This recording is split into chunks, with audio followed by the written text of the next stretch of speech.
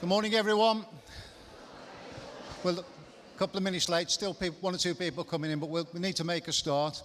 Good to see so many people here today, virtually a full house, and one or two certainly new members who I've already had a word with today who are coming for the first time. Welcome. And the start of the season, we've got our first speaker of the year, and obviously I'll hand over to Yvonne in a moment for a few announcements before we speak. Just a few announcements myself on sort of social things. You've all been receiving the emails about the Christmas lunch. That is virtually sold out. We've got 5 places left if anybody wants to join us, obviously in December. We've got one or two spaces left for our Burnham Walk on the History Walking Tour on the 23rd of September, if anybody would like to join for that. There'll be a couple of emails coming out in the next week regarding a couple of new events that I'm going to put out. There's going to be the last of the History Walking Tours for this year before we restart towards next spring, and that will be in Abercanry Estate near Crieff on October the 20th. If anybody wants to put that in their diary, that will be a very exclusive walk. You can't do that walk without coming on a private tour. And also we will have a trip to, well, a visit, so what should we say, a Chinese banquet on October the 20th. It's been 1 year really since we got the social events going again, and we started with a wine tasting in the salutation, and we're going to have a very similar event. The same people are going to do a wine tasting for us, but in combination with a Chinese banquet at Jade Garden. So that'll be our sort of 1 year anniversary of starting these events up again. We've got the exclusive use of the restaurant. It should be a really good evening, and I'll be sending out invitations for you to join us very shortly. So anyway, a quick word from Yvonne, and then we can get started. Sorry, it might be a long word from Yvonne. No, it'll be shortish. So, hello everybody. I'm Yvonne, the secretary, in case you haven't yet met me before. So John's stolen my only bit of actual news, which was the Christmas lunch, but I still have some things to talk to you about. I thought I'd say something about us, the U3A, because we hopefully have some new members with us. And now that we're over 500 in number, it's a bit harder for us to make sure everybody understands what we do and what we are and what not. So sorry for those who know this, and I'm speaking to the converted. But I just wanted to give you a reminder that we're run entirely by volunteers. We don't pay for anything in terms of people. Our ethos is that we learn from each other. So we don't run a kind of teacher and student model. It's everybody learns from each other. So on that theme, we operate groups, not classes. So there's no concept that somebody's teaching you stuff. We're all learning from each other. There are about 1 or 2 instances where there is a teacher, like in Tai Chi, but the leader of that group is also a member of U3A and is just giving of his time in that capacity. So we don't pay teachers, is the message I'm trying to get through. And moving on a volunteer theme, your volunteer committee is, as ever, looking for additional members. When are we not?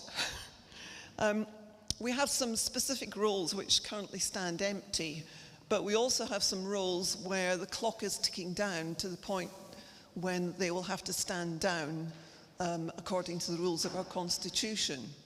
So I'm not going to give you a lecture about what those roles are, but if you're at all interested in being on the committee, we'd love to hear from us. You can talk to any of us on the committee or anybody else you might know.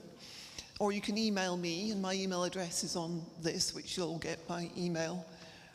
Or you can also, once you've contacted us, you can come along to one of our meetings just to see what we do and decide whether or not you like us or not.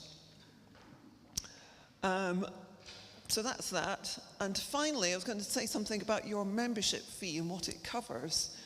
The obvious things are it covers our venue hire of, for example, this place, and Unit 7 and some other places as well. It also covers our affiliation fee to the Third Age Trust, which is the umbrella organisation under which all the U3As sit. What you might not also know is that it covers our liability insurance. Now, every member of U3A is covered by that liability insurance. So if something happens during one of our activities and that results in an insurance claim, that insurance will cover us for that. It won't have to be covered by for example, the group leader or a member of the committee. So it's really important that everybody that's taking part in U3A activities is a U3A member for that specific reason. So I really wanted to make that clear. There is one small exception to that the insurance allows for us to have a guest attend a group just to see whether they like it or not. But that would just be a one-off, and it's not a reason for us to go overboard with having people that aren't members of U3A in groups. So, sorry that's a bit lectury for me today. I'll be jollier next time. Back to John. Thank you, Yvonne. Right, you all have noticed, obviously, we're in for a very interesting talk this morning. With us today is Brian Young, who's from Cumbernauld. He graduated from Strathclyde University in electrical engineering. The laughter, I know. I think Brian probably laughs himself at times, because it turned out later, after that his real passion was history, and particularly battle tactics, which led him to become very, very interested in the Romans. And the Romans' history has been the passion of his life for many a year now. You can see he's also a skilled sculptor.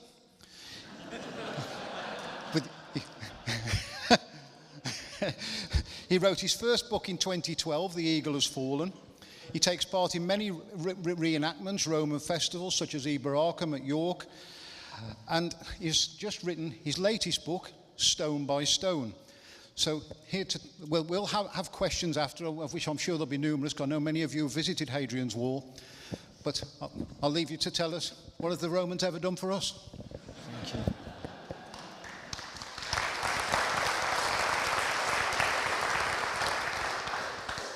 Just want to check that I can put this one down. Yeah, terrific. Everybody can hear me okay. When I walked in here this morning, I had a little bit of deja vu, because the church that I used to go to as a young man is almost identical to this. So it's so nice to see this building being reused, and so nice to see a group like you guys involved in this. It was quite a homely experience to walk in here and see the building the way it is. Yeah, my name's Brian Young. About 9 months ago, I wrote a book on Hadrian's Wall, and I got a little bit famous. And English Heritage now consider me to be an expert, which I cannot believe. And I go down to Hadrian's Wall and I talk to them about the wall, and they said to me, "Gosh, we've never heard anybody explain things the way that you explain things. That's really interesting. Can you come down and do talks for us?" And I said, "Yes, I would love that." So I only have 9 more pay packets to get. Then I can you fine people, and I will be retired also. So some of my time, a lot of my time, is spent on the wall. I'm down every month, and my plan is, after the 9th pay packet, is I will be back down there a lot more often. English Heritage, as I say, invited me down, and when I wrote my book, The Secrets of Hadrian's Wall, today I'm going to tell you the secrets of what I've discovered, and I'm pretty sure you'll be quite interested in it, because I was amazed. The National Trust, English Heritage, don't talk about this stuff. If you go down and visit Hadrian's Wall, they don't explain the detail. I'm a detailed guy. I want scientific facts. I want evidence. My job is in getting detail, drilling down, getting more and more detail. So when I wrote this book, I wanted the detail in it. Just before we start, can we just have a show of hands? Does anyone think Hadrian's Wall is in Scotland? Whew. Thank goodness for that. Does anyone think it's the border between Scotland and England? Whew, thank goodness for that. So, let's put on the first. Do you want to put on the first slide, or do I do it? I'm not too sure. Do I press the button? Where do I point it at? Is it the red button I press? Left and right. Left and right. No.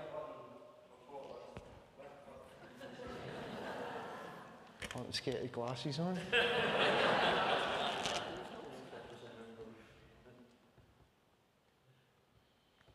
No. Yeah, let's go. So yes, I'm pleased to know we have some educated people in the room. That's really reassuring for me. Hadrian's Wall obviously runs parallel to our modern boundary of Scotland and England, and it runs between Carlisle to Newcastle. It's 76 Roman miles, round about 80 British miles. I would go to the next slide, but I don't think we can. None of these buttons seem to work.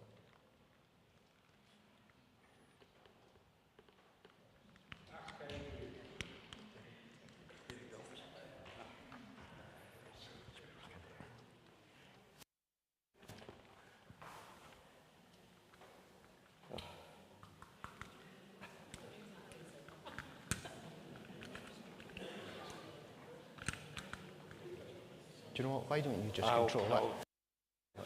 Okay. Sometimes technology lets us down, and in my job, technology always lets me down.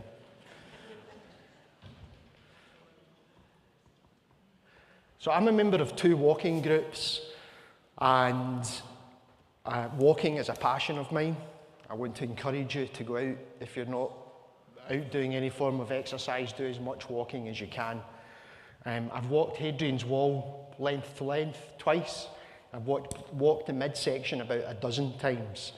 And Hadrian's Wall, there are lots of bed and breakfast. Somebody was asking me over here earlier. There are lots of bed and breakfast. There are lots of places to stay. It's one of the most walked, if not the most walked place in the UK. About 10,000 people walk it every year. You can just go and do a few miles, or you can do the whole thing and space it all out. If we could have the next slide, please. So the question that I always get asked is, why did Hadrian build the wall? And here's a direct quote. There's a book called The Historia Augusta, The Life of Hadrian, and it tells us the Britons cannot be held under Roman control. Now, it doesn't tell us exactly where that is. London in the south had been under the control of the Romans around about 40 years at this point, up through Manchester, through the Midlands. But the part that was under the new part of control was the north, what we would call Northern England, Southern Scotland.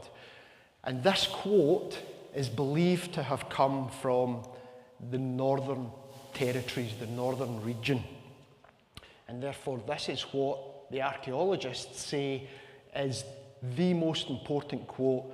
When Hadrian comes to power in 117, he immediately gets told this. This is the quote that's given to him. The Britons cannot be held under Roman control. He could potentially lose the province. Now, this is really serious. Why is it serious? Because the Romans wanted to keep Britain. If you've been down in the south-west coast, you'll know there's lots of tin mines, lots of ore mines, lots of silver, gold, amazing arable land. The Romans wanted to keep all this. Britain was an important province for them. Sometimes life boils down to maybe 1 or 2 serious questions. Should you marry this person? Should you buy that house? Just 1 or 2 big questions. And this is a big question I want you to be aware of for Hadrian. For him, nothing was more important than building this wall. This is for him. Could we have the next slide, please? So Hadrian arrives in Britain in 122. I want you to remember this date, 122. And he brings with him 3 legions from down south. He brings the 2nd, the 6th, and the 20th. These are around 5,000 men in a legion. Around about 15,000 heavy infantry. And similar to the British Army, you weren't just a soldier, you were a tradesperson. So these men were stonemasons, they were carpenters, they were bricklayers, they had a trade. That's why they're up to build the wall, as they are skilled tradesmen. But also he brought with him the Praetorian Guard. And we're going to talk about the Guard a little bit later because it's important. And he also brought with him, a little bit later, his wife turned up, okay, Sabina. And we're going to talk about his wife, and some members of the Senate turned up. Now again, English heritage don't explain this, but we have evidence that shows this. So I just wanted to show you the line of Hadrian's Wall, the forts on the wall, and where this all lies in northern England. And I have a great video, if we could skip to the next one. Put it up nice and loud.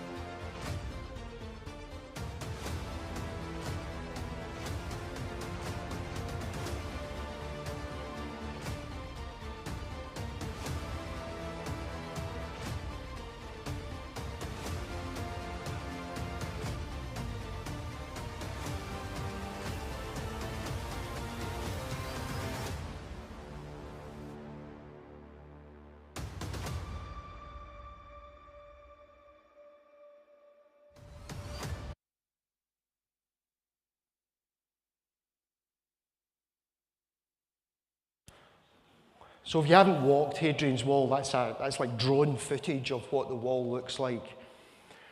So if there's nothing else that you remember about me, I want to explain to you that Hadrian's Wall was a mile wide. Okay? Think about that. When I talk about the wall, people think I'm just talking about a stone wall.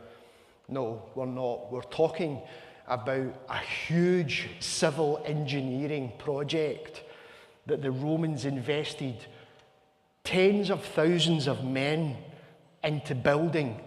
It was a military project that had no budget. Hadrian could have easily invaded into southern Scotland.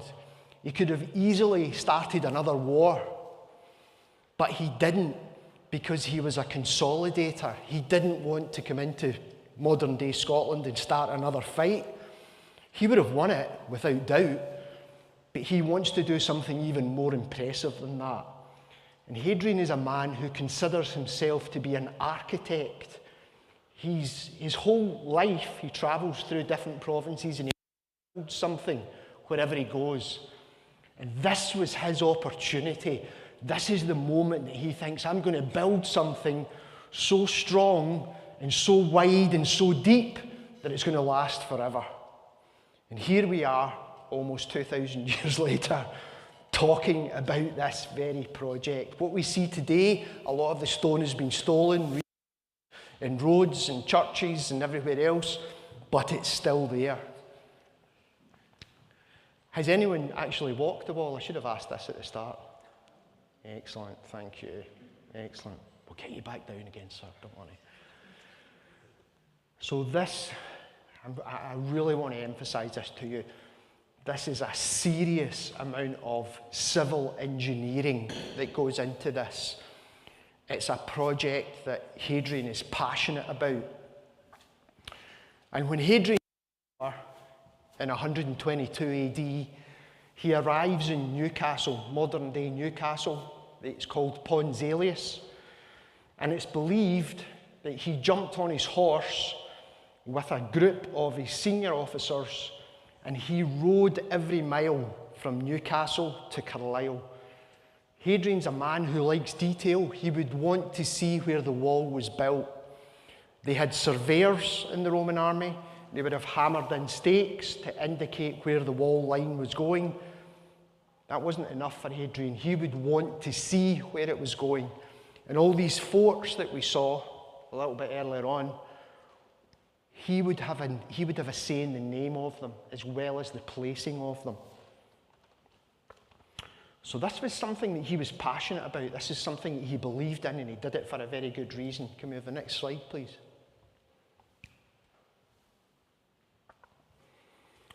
So along the wall, we have round about we have exactly 17 forts. So it's 80 miles long, 81 mile castles, 158 turrets, and round about 4 million tons of stone. A massive amount of building, a massive amount of effort was put into this project. And because it was a military project, there was no budget. Hadrian wanted a lot of extras put in. And we're going to talk about these extras just now. If we could have the next slide, please. So dislocation, if you were to go to the hospital and the doctor says to you, you've dislocated your shoulder, it would mean that your bone has come out of your shoulder, your bone is out of position. If you're an archaeologist, dislocation means something completely different. This is a definition of it. The construction, and the easiest way to explain this is the archaeologists have looked at the construction of the wall and they say that there's dislocation in it. The simple explanation is they started to build it, they stopped, something happened, and then they started to build it again. But when they started to build it for the second time, they threw in all these modifications. And I want you to imagine, ladies, that you're having your kitchen done, or guys, maybe you're having your kitchen done, and somebody says, oh, listen, if the builder's coming in to do this lady's kitchen, I've always wanted an electrical socket on that wall. Could you just add in this, or could you just make a cupboard magically appear here? And this is exactly what Hadrian comes in 122. All these modifications suddenly magically appeared, and I want to share what these modifications are. If we can go to the next one. So originally the wall was going to be built 10 feet thick, and this is what they call as the broad wall. You can see how deep that is. And suddenly, literally within weeks, they narrowed it down to 8 feet and then to 6 feet, what they call the narrow wall. This is a picture of it, and it happened everywhere all across the wall. They reduced the thickness of it to speed up the building. Next slide, please. This is Chester's Fort. And what I want to emphasize to you is originally, if you think of the wall being built here and the fort being built behind it, the fort containing soldiers, the wall here, the officers realized very quickly if people are approaching from the north, people have to get out the fort, cross the ground to the wall, get through the wall, and then engage them. So they started to build the forts behind the wall, and then somebody went, hold on, that's wasting time. So they moved the forts, bang, right into the wall.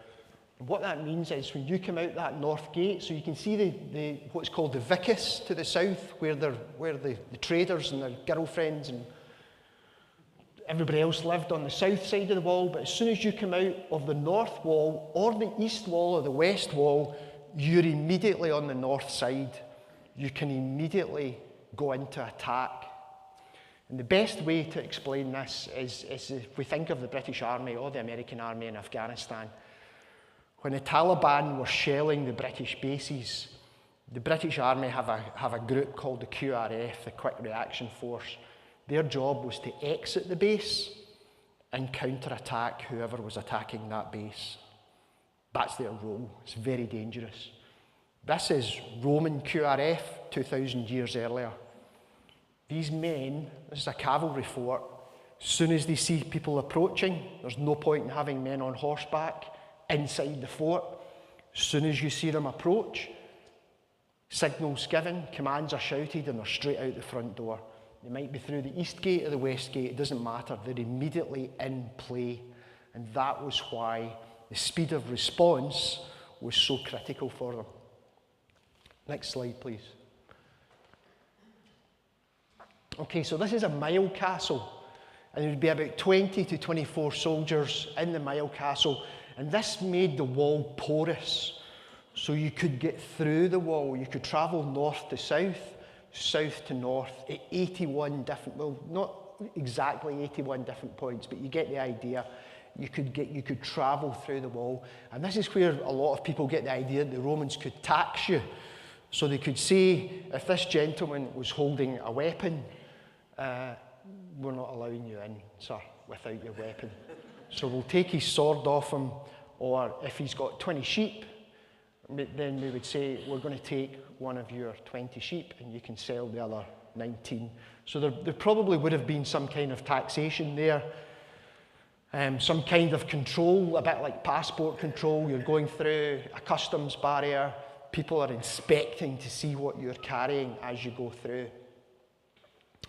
And the next slide, please. This is called a turret. And this is one of the things I found out about, was between each mile castle, so every Roman mile, there's a mile castle. And between each mile castle, there's 2 turrets. And archaeologists have always asked the question, why is there 2 turrets? Why is there not 3 or 4? Why is there not just 1? And I found out in the British Army, they have a distance called friend or foe distance. And if you're a young man and you have good eyesight, unlike me sometimes, I have to wear glasses, then round about 460 metres or 1,500 feet, you can make out if someone's holding a weapon. You can make out if someone's wearing a uniform. And therefore, these young men who are on this wall are looking north into northern England, southern Scotland, and they're making a decision, a critical decision. Is this person, and obviously, you know, this gentleman's wearing red. The Roman soldiers would wear red. This lady's wearing red. It's a primary colour. It's much easier to see someone wearing a red uniform, which is why the British Army later on adopted red as its uniform colour. But these soldiers are looking north. This is a huge early warning system, looking north, identifying people as early as possible. And that's why we have this distance between the turrets. Now, the turrets would signal to each other, and the way that they signalled was with smoke. Think of your cowboy movies, where the Indians used to signal with smoke. The Romans did exactly the same. So during the day, they would light a fire, and if you throw wood chippings on a fire, you get white smoke. If you throw charcoal chippings on a fire, you get black smoke. If you throw granite chippings on a fire, you get purple smoke due to the potassium that's in the granite. So they could change the colour of smoke at will. And therefore, east to west, all along that wall, they would be signalling to each other. If they see somebody, here's a potential threat. Turret would signal to the fort would to the mile castle would signal to the fort, and the men would exit fast. So they're dealing with things as fast as they can. Signalling is super important, and again, the soldiers would have been trained on how to signal. It would be a key responsibility, a key job for them to do. Next slide, please. Right, I want you to have a think about this. So, this is a ditch, not on the north side, but on the south side. So if all us angry barbarians, all the anti-Romans, are north of Hadrian's Wall, why did the Romans build a ditch on the south side? I'm not going to answer that. I want you to have a think about it, because we'll answer it just shortly.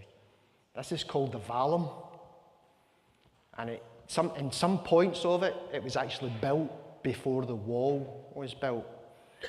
And it didn't have 81 crossing points, it actually had 18 crossing points, so it restricted the tribes in the south coming across the wall.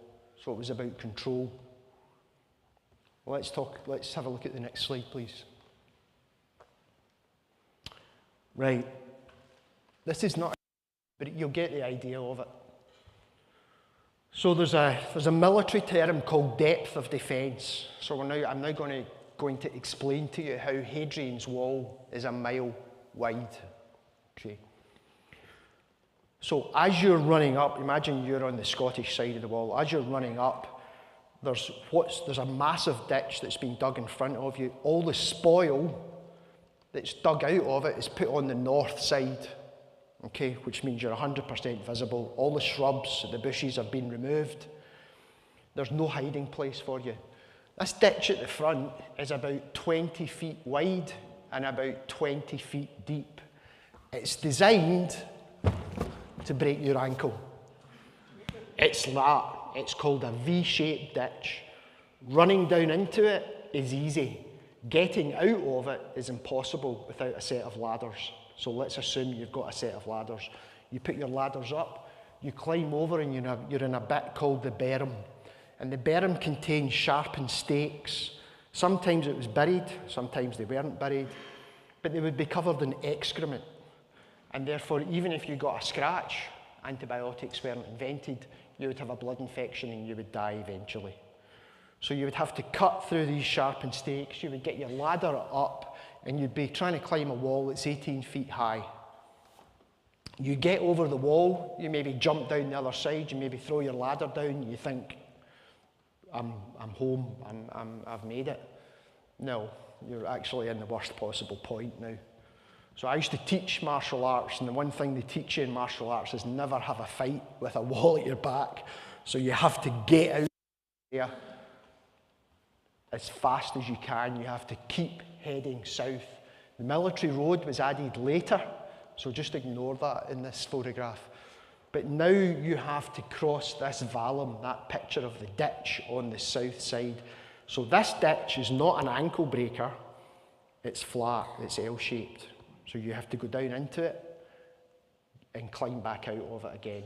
And in the 1960s, there was an archaeological student who was at Newcastle University, and they accidentally left him there, and they forgot about him, and they went back a couple of hours later, and he was still in exactly the same spot because he couldn't get out.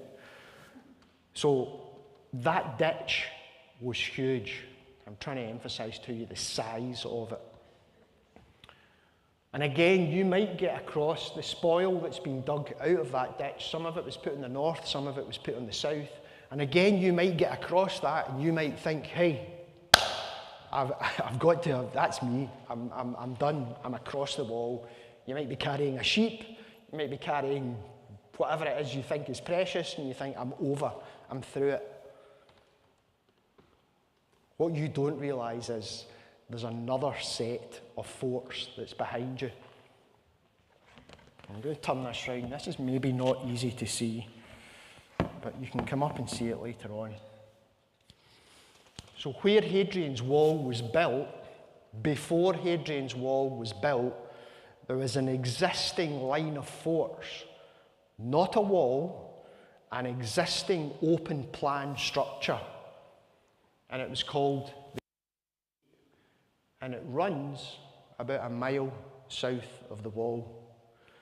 And we know that the Romans used that as the first line. This is the first line of defence, as a backup line of defence. So the mile castles weren't just signalling east and west with the smoke, they could also signal back the way. And that meant if you're trying to cross the wall, you're actually running into Roman cavalry who are heading north. And this is why only in the historical sources in 200 years, the wall was crossed twice en masse. I'm not talking about the odd person trying to cross at night. I'm talking about hundreds or thousands of tribesmen trying to cross. Only twice was Hadrian's Wall crossed en masse, because it was an incredibly successful project. So I want you to remember this term, depth of defence. As I say, it's a strategy. It's like an obstacle course, trying to get from the north to the south or the south to the north. The Romans controlled that area very strictly. Can we have the next slide, please? Okay, one of my favourite subjects, cement. All you people who know how to build, okay?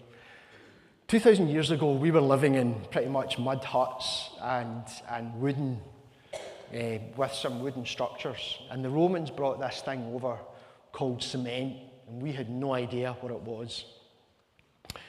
Picture on the left is a 17th century one, which I think, and it's right beside Vindolanda.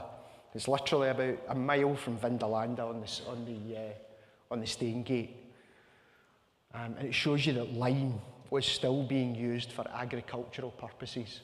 And the picture on the right is a Roman one. But the best way to explain this is this. Think of a pizza oven, okay?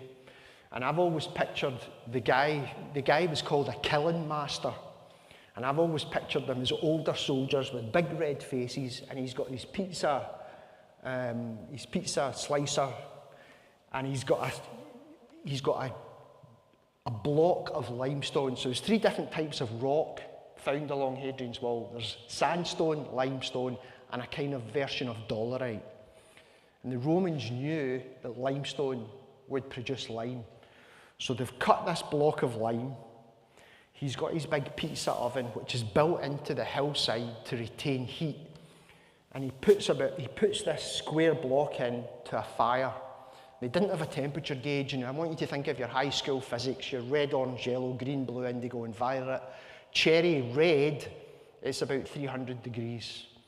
So he doesn't have that temperature gauge. So he's gauging it with his eye. He's looking at it, he's putting it in, and it will sit there for about 3 days, and the stone will eventually decompose, and he'll bring it back out.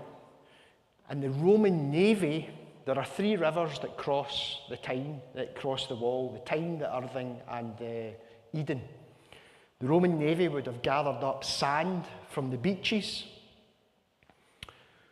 They would deliver it to wherever the army needed it. They would have gathered seawater up, or river water.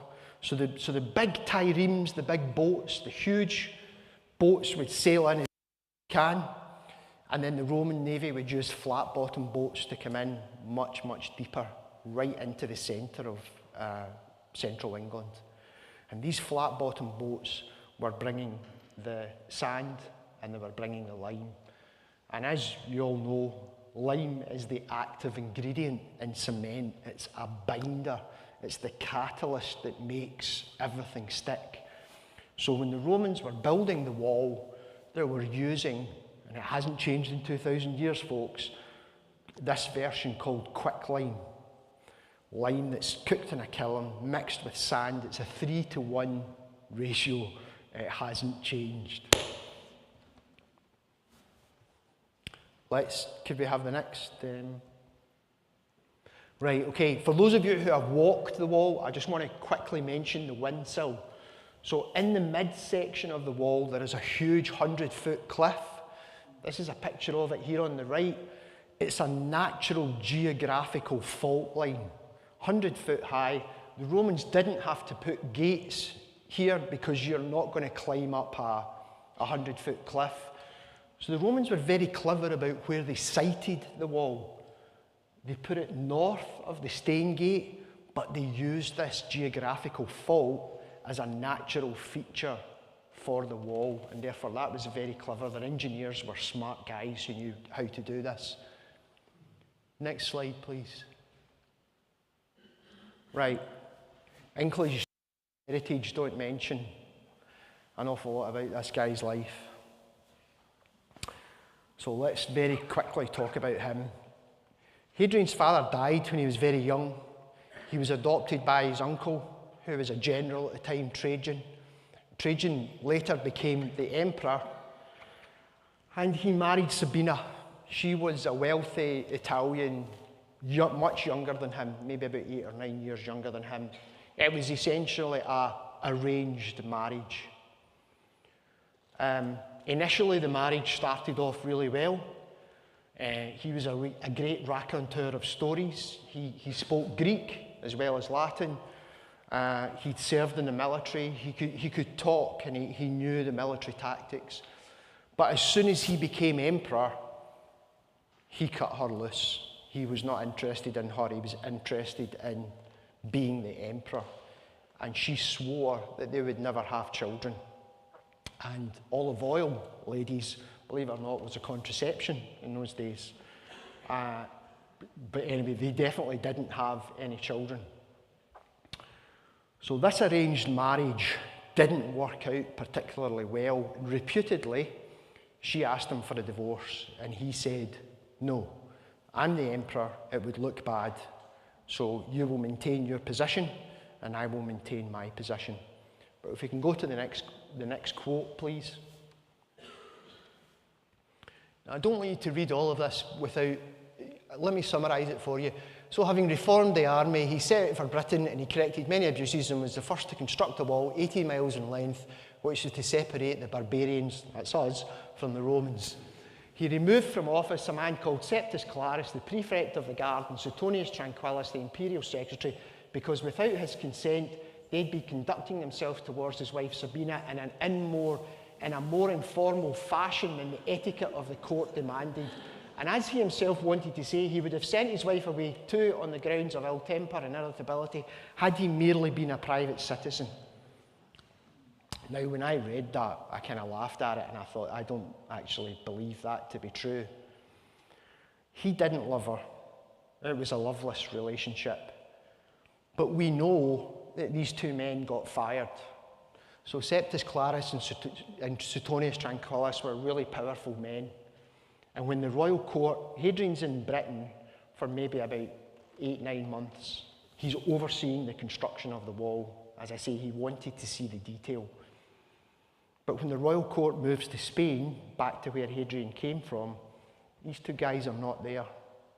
They're fired on the spot. Now, in my job, if someone gets fired on the spot, 9 more pay packets, let's hope it doesn't happen. If someone gets fired on the spot, you've got to do something really, really bad.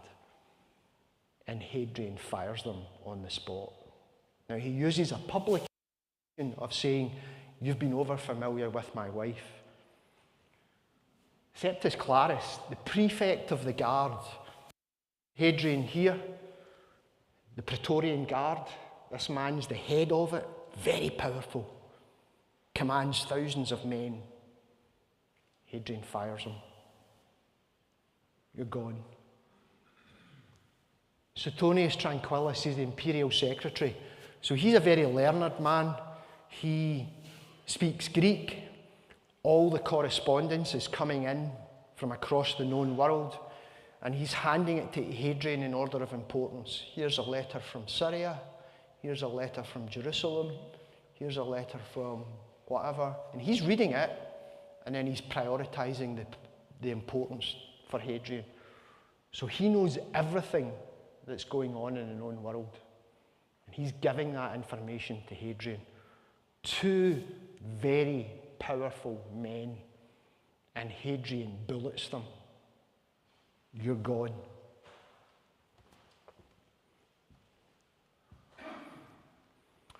And you have to think about, why did these men get bulleted? What was the reason for it? They were up to something when they were in Britain. Final slide, please.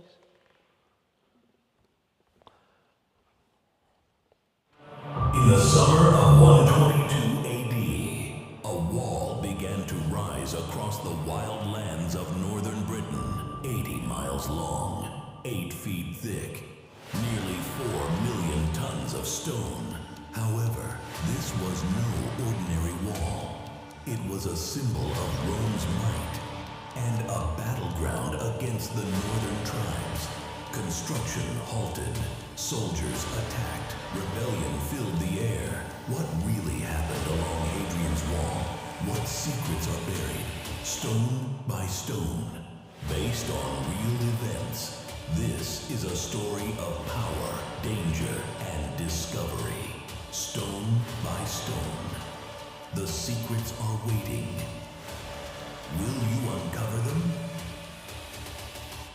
Get your copy today.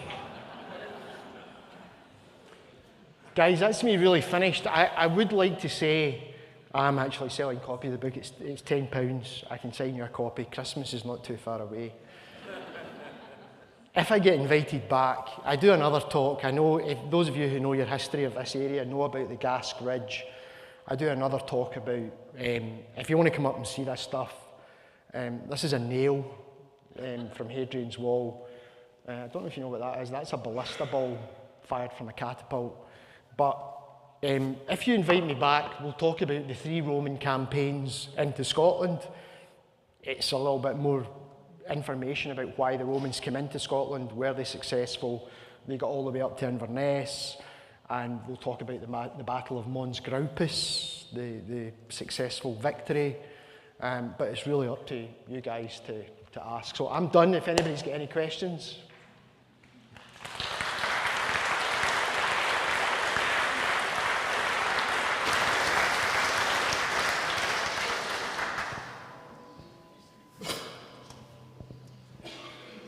Do we have any questions from the floor? John? That's on there. I won't be able to go in a straight line other than across the front of the stage here, which is actually quite a Roman thing to do, I guess. Hello. Brian, thanks very much. I'm really quite intrigued. I'm sitting beside a man who's totally intrigued by Hadrian's Wall, so I guess I know where our next holiday is going to be. 2 questions. What's the best bit to walk if you're not actually committed to ticking off 80 miles? Any part of the midsection. I'll stand maybe a little bit further away from you in case we get too much feedback. So anywhere in the midsection is best preserved, and also the museums are in the midsection, so the Roman Army Museum. So if you kind of go east of Carlisle, past Lanarcost, there's a nice fort called Bird Oswald, and if you walk east, I tell everybody to walk from Carlisle to Newcastle and not the other way, because the wind and the rain come from this direction. And I've seen too many people crouched over, and I feel so sorry for them. And it's like, I'm on this Facebook Hadrian's Wall walking website, and I always say to people, make sure you walk from the west to the east, because you've got the wind at your back then. But in answer to your question, anywhere in the midsection is the best section. And there's a company called Hadrian's Hall, which I think is appropriately named, and you just put your day sack on and you leave the heavy stuff, and they take it to wherever you want to go to next. So it's actually a really easy way to walk, and you will meet loads of people, huge number of Americans. The Americans' history is about 300 years. So when I do talks for the Americans, they're like, oh! You tell them something that's nearly 2,000 years old, they can't, it drives them crazy. Any more? Can I do my second one? Oh, yeah, of course. My second one's completely different.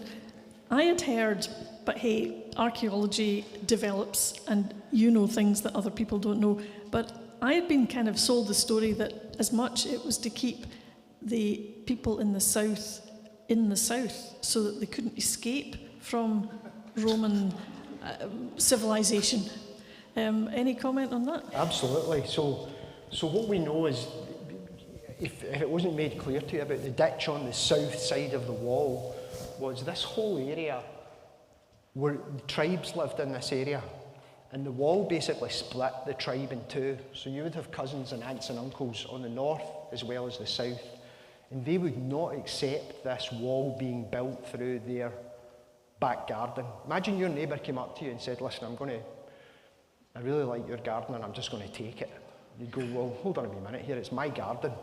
Yeah, well, I've got 25,000 soldiers here that say otherwise. Okay, that's fine then. Okay. But what they did find was plough marks right up to the wall and the farmers thrown off their land. So what we believe is that the tribes were split in two.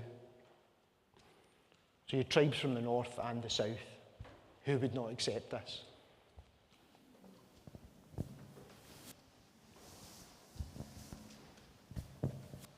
Perhaps I could ask a question about another wall for a moment, the Great Wall of China.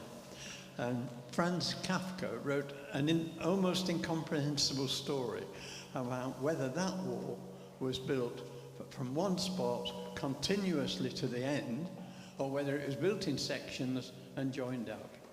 I've got the same question about. So the same question to me about Hadrian's Wall. Hadrian's Wall. No, was it built in sections? Hadrian never saw, first of all, Hadrian never saw the wall completed, and he probably never saw it to its greatest height. And the way I like to think of it is what we have left today is what Hadrian would have seen when he was here. So you would have seen small parts of it. He never saw it completely finished. But it was scattered. So some people started in Newcastle, some people started on the outskirts of Newcastle, and some people started in the central section. We know this because we talk about the broad wall and the narrow wall. So it was started all together in 122, but they were spread out everywhere. And those three legions, we talk about the 2nd, the 6th, and the 20th, the Roman army they put them in competition with each other. Does that make sense? So they would say, oh, what legion are you? Number 2. Oh, these guys over here, they're number 6, and they've done this. So your centurion would probably give you a beating. We're not getting beaten by these guys. You better get the finger out and get this built faster or quicker. So there was some friendly competition there between the legions to get the wall built. This gentleman just by the pillar, John.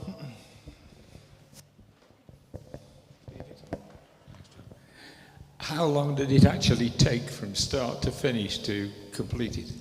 6 years, it's believed to, but remember that all these modifications had happened. Hadrian wanted all these extras. I think he had an idea in his head about what he wanted before he came to Britain. He would, again, similar if you're getting a new kitchen in your house and you say, oh, do you know what, I think I'll have this, and then when the guys turn up, you go, oh, well, actually, I want this done. And so all these extras get thrown in. And I think Hadrian had probably in his head a mental idea of what he wanted, but then all these extra things that we spoke about the turrets, the mile castles, the ditches front and back, he wanted all these additional things. But 6 years is believed to be the answer. I'll go to this. The wall further north between the Clyde and the Forth was built later, I think. How does it compare in terms of its construction to Hadrian's Wall? It's a really good question. So I'm from Cumbernauld. Anything you want to know about the Antonine Wall, trust me, I can give you that detail. I've dragged my kids there so many times, they go, no, please. Antonine Wall was obviously a turf wall. It had a stone foundation, turf placed on top of it. When the Romans built it, they built it in a particular way. They put the turf to I don't know why this makes any difference, but they must have done it for a reason. They put the turf to the turf and the soil to the soil, and they put a wooden frame on it. What's more significant about the Antonine Wall is the ditch at the front of it is greater than the ditch on Hadrian's Wall. So it's about maybe 25 feet wide. It's believed that the tribes in central Scotland were great horsemen, great charioteers, a lot of lightweight men, if that makes sense, so they could jump on a horse and move really fast. So the ditch in the front of the Antonine Wall was made wider to stop the horses jumping it. Best place to go to is if you go to the Falkirk Wheel, there's a place called Rough Castle. You just walk up the hill, there's a place called Rough Castle Fort, which has Pila. They have the pits there. The stakes aren't in it, but you can see where they've been covered over. The Romans knew where they were, but the locals wouldn't have. So they have pits that are there. There's about 100 of these pits that are about 2,000 years old. The Romans dug it as a defensive. I was up there about a year ago, and this lady said to me, "Have you just dug these?" Well, I don't have a spade, but no, I definitely haven't just dug them. I think you'll find somebody did about 2,000 years ago. And then Bar Hill Fort, if you're in Kilsyth, Bar Hill Fort is another beautiful place to go and actually visit. It's worth going to see. Unfortunately, history's all about money these days, and English Heritage do the best job they possibly can of Hadrian's Wall, but in Scotland, there's no investment in anything like that, unfortunately.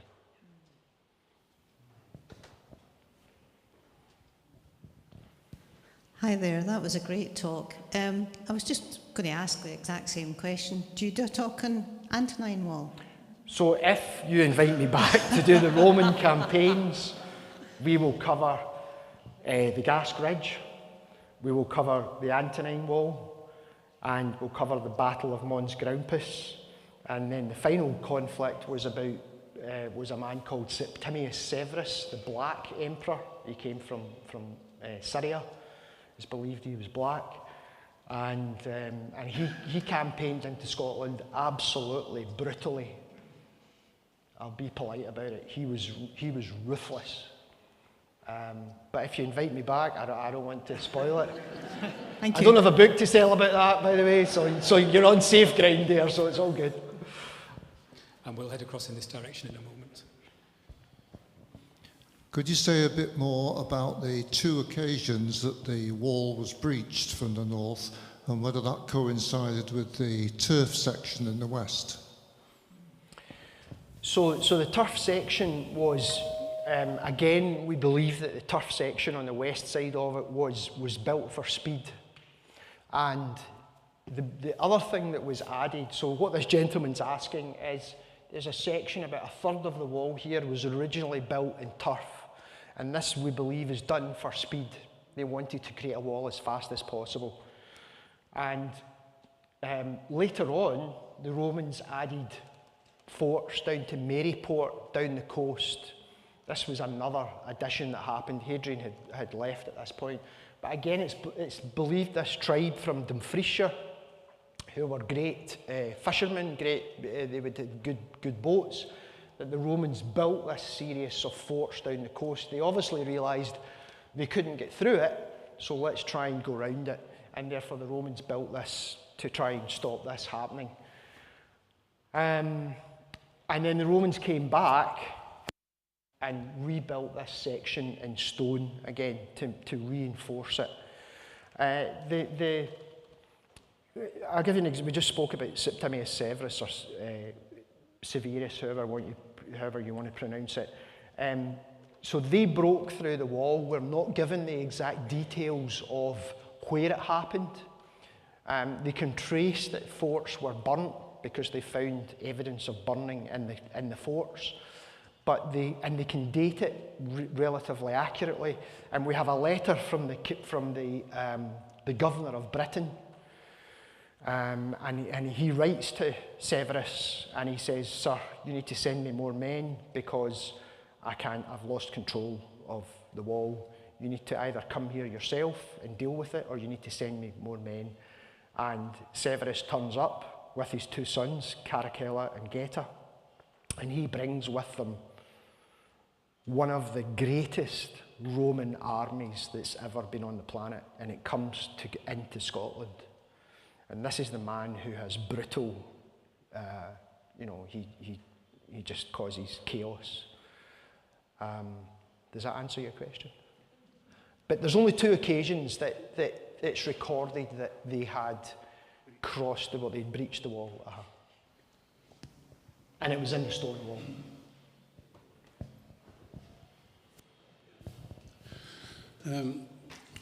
I'm impressed, by your talk, and particularly around the depth and extent of the wall. I certainly didn't realise it was as wide and as massive as you've talked about. But what I struggle with is that the extent of the build, while it's very impressive in terms of the technical side of it, why did they have to build something of that kind of scope to, instead of just retreating from an area if they've decided they don't want to carry on with taking it over? And did they do this anywhere else? Build to this extent something as massive as that anywhere else in their empire? And why? And if not, why was it just here that they did that? It's a very good question. Remember we spoke about economically, southern Britain was really rich. It had the tin mines, down in Cornwall we've got tin. They had ore mines, silver, gold. The whole of Norfolk and Norwich were basically Weetabix fields. They were growing so much wheat, we actually exported it to Germany. Okay? Very rich agricultural fields, very rich agricultural country we were. The Romans had invested a huge amount of time to keep Britain. And Hadrian was the type of person who didn't start wars. When he took over, his adopted father had gone into what was called, the Romans called it Parthia, it was Romania. He had won all these victories. And as soon as Hadrian becomes emperor, he pulls out of all those areas, all those highly contested areas. He says, no, we're going to appoint this man here. He is Parthian. He's a decent man. We're going to appoint him as their ruler, like a client king. So as long as you do what we ask you to do, you have our support. So Hadrian pulled back out of these areas, and therefore he was known as the consolidator. And your question's interesting because just before he came to Britain, he'd been in Germany. And in Germany, he built what's called the limes. And the limes is just, or the soldiers were building a limes, and it was just a ditch with a wooden wall. So why did they not go to all that extent of protecting almost like West Germany even stronger? Why did they not go to that extent? Maybe it was economically, maybe it was too difficult a strategy for them. I genuinely don't know. But in this case, in the central section of the wall, remember we spoke about the 100-foot cliff, that geographical feature. So because of the geography of the area, coal had popped up. The Romans knew what coal was. Limestone had popped up. There's all these open cast quarries. And I think the Romans saw an opportunity here to think, we can build this in stone. And Hadrian was the type of person, as I said, he had previous history of being involved in architectural projects. That was his passion. That's what he wanted. And I think rather than go into southern Scotland, modern day southern Scotland, and start another war, he wanted to build something that was so frightening and so terrifying that people would go, okay, this is quite, it's right in your face. And he built it in such a strong way, having such width and such depth. Does that answer your question?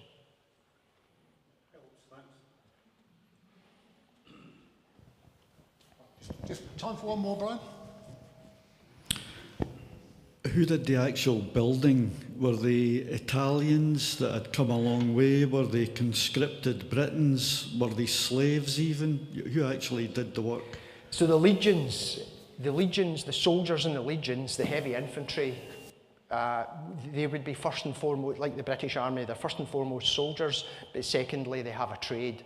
So there might be a stonemason, there might be a carpenter, there might be a kiln master, but these are the guys, skilled men who are building the wall. They're the ones that are building it. I think, we don't have any evidence of that, of whether or not the local people were pushed into doing it, but I think they were. I think, you know, if this lady was in charge of the tribe locally and she had, you know, 1,000 men under her command, if I was Roman, I would come up and say, right, listen, do you want, what would you like? Do you want a house built? Do you want a new kitchen? You know, what would you like? And I'll do it for you. And she'd go, yeah, I'll have a new house. Yeah, we'll do you a nice courtyard and, you know, something quite Romanish. And she'd be like, oh, fantastic. What is it you want back? Just give us these 1,000 guys that you own and come and dig ditches for us. So I think if the Romans could, the manual jobs, the easy jobs, if they could get the local person involved to commit to do the manual jobs, then it would save Roman soldiers, the highly skilled guys doing it. But we don't have any evidence for that. It's just my thoughts. Well, thanks very much. Brian, I know you only came back off your holiday late last night. I'm pretending I'm not in Spain today. It's good of you to take your first day back, coming over to Perth and sort of telling us so much about the Hadrian's Wall that many of us probably didn't know. And just ask you all to show your appreciation.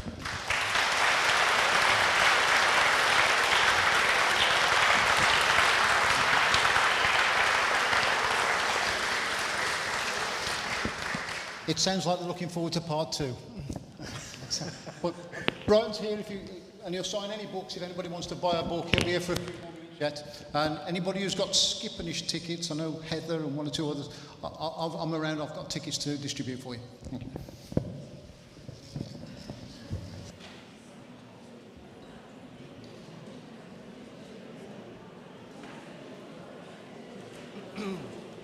In the summer of 122 AD, a wall began to rise across the wild lands of northern Britain, 80 miles long, 8 feet thick, nearly 4 million tons of stone. However, this was no ordinary wall. It was a symbol of Rome's might and a battleground against the northern tribes. Construction halted.